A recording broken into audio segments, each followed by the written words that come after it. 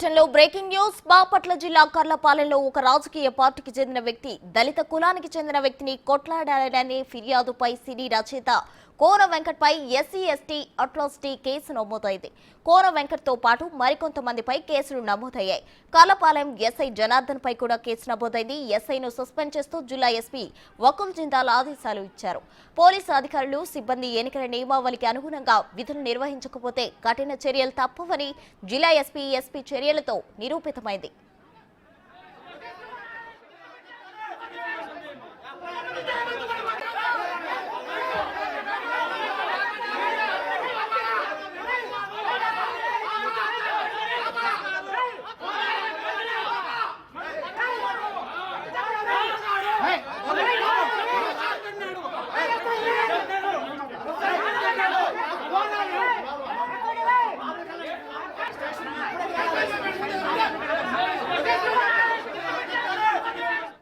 కొద్ది రోజుల క్రితం గణపవరం వాసి రాజేష్ వైసీపీ నుంచి టీడీపీలోకి చేరారు. అయితే రాజేష్ పార్టీ మారడం తట్టుకోలేక కోన రఘుపతి అన్న కుమారుడు కోన వెంకట్ పోలీసులతో కలిసి నిన్న బలవంతంగా స్టేషన్ కి తీసుకెళ్లి తీవ్రంగా కొట్టారని అతని కుటుంబ సభ్యులు ఆవేదన వ్యక్తం చేస్తున్నారు. పోలీసులతో కలిసి వెంకట్ రాజేష్ ను కాలుతో తన్ని టీడీపీని వీడి మళ్లీ వైసీపీలోకి రాకపోతే చంపేస్తా అంటూ బెదిరించారని ఆరోపిస్తున్నారు.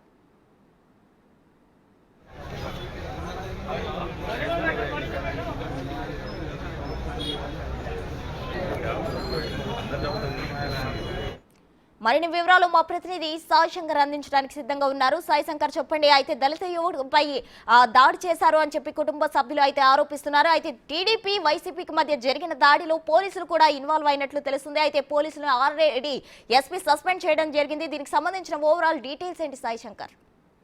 నిన్న బాపట్ల జిల్లాకు సంబంధించినటువంటి కర్లపాలెం పోలీస్ స్టేషన్ పరిధిలో దళిత యువకుడు అయినటువంటి రాజేష్ అనేటటువంటి వ్యక్తిని అకారణంగా అరెస్ట్ చేయడంతో పాటు స్టేషన్ కి తీసుకొని వచ్చినటువంటి నేపథ్యంలో ఎమ్మెల్యే కోన రఘుపతి బంధువు కర్లపాలెం వైసీపీ ఇన్ఛార్జ్ అయినటువంటి సినీ రచయిత కోన వెంకట్ నేపథ్యంలో రాజేష్ పై దాడి జరిగినట్లు కూడా గుర్తించడం జరిగింది. అయితే ప్రధానంగా కూడా ఈ కేసుకు సంబంధించినటువంటి అంశంలో ఆయన వైసీపీని వీడి టీడీపీలోకి జాయిన్ అవడమే కారణంగా కనిపిస్తుంది. తిరిగి వైసీపీలోకి జాయిన్ అవ్వాలి అనే విధంగా కూడా కోరుతూ కోన వెంకట్ ఎస్ఐ సమక్షంలోనే రాజేష్ పైన కత్తి రాజేష్ అనేటటువంటి వ్యక్తి పైన దాడి చేసినట్లు కూడా నిన్న సాయంత్రం ఆయన భార్య అయినటువంటి మానవత అనేటటువంటి వ్యక్తి స్టేషన్ ముందు ఆందోళనకి చేపట్టడం జరిగింది. అయితే ఇదంతా కూడా కొంత ఉధృత వాతావరణం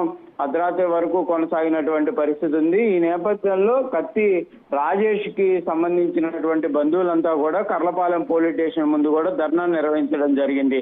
తమ ఒక వ్యక్తిని అకారణంగా అరెస్ట్ చేయడమే కాకుండా కనీసం ఫిర్యాదు కూడా లేకుండా స్టేషన్ కి తీసుకొని వచ్చారు. స్టేషన్ కి తీసుకొని వచ్చి కావాలని చెప్పి వైసీపీ నేతల్ని ఎస్ఐ ఫోన్ చేసి పిలిపించి మరీ కొట్టించారనే విధంగా కూడా బంధువులంతా కూడా ఆందోళన చేపట్టడం జరిగింది. ఈ నేపథ్యంలో కర్లపాలెనికి కూడా బాపట్ల డిఎస్పీ కూడా రావడం జరిగింది, విచారణ చేపట్టడం జరిగింది. ఈ నేపథ్యంలో ఫిర్యాదుకు సంబంధించినటువంటి అంశం పైన ఎస్ఐని ప్రశ్నించగా అతని దగ్గర ఎటువంటి సమాధానం లేదనే విధంగా కూడా డిఎస్పీ కూడా గుర్తించడం జరిగింది. దీనికి సంబంధించినటువంటి విచారణను ఎస్పీకి కూడా డిఎస్పీ పంపించడం జరిగింది.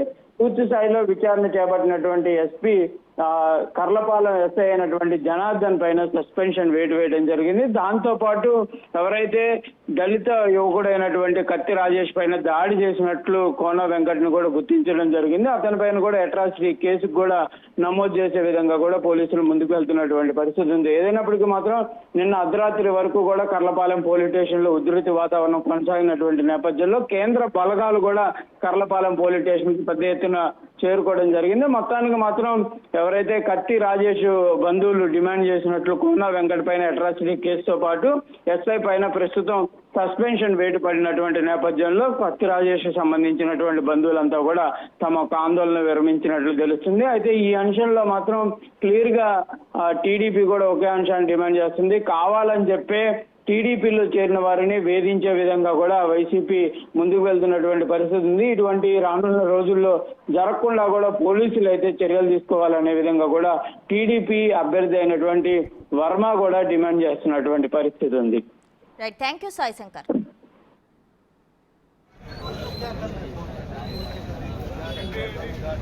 Amber?